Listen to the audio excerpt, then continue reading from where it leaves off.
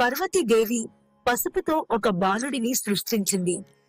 ఆ బిడ్డ తరువాత గణేశుడు అయ్యాడు. పార్వతి తన కుమారుడికి ఆజ్ఞ ఇచ్చింది. ఎవరూ లోపలికి రాకూడదు.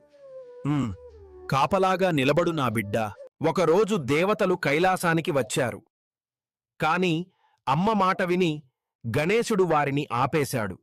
ఎవరైనా సరే నా అమ్మ ఆజ్ఞ తప్ప నేను ఎవ్వరికీ లోపలికి అనను. శివుడే స్వయంగా వచ్చినా చిన్న గణేశుడు మార్గం ఇవ్వలేదు.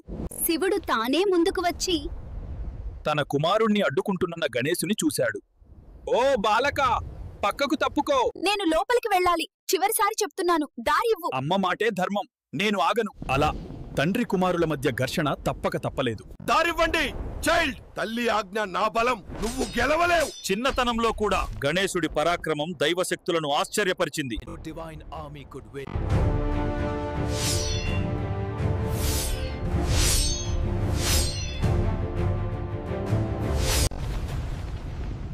తన బిడ్డ పడిపోవడాన్ని చూసిన పార్వతి కోపంతో భూమి కంపించింది.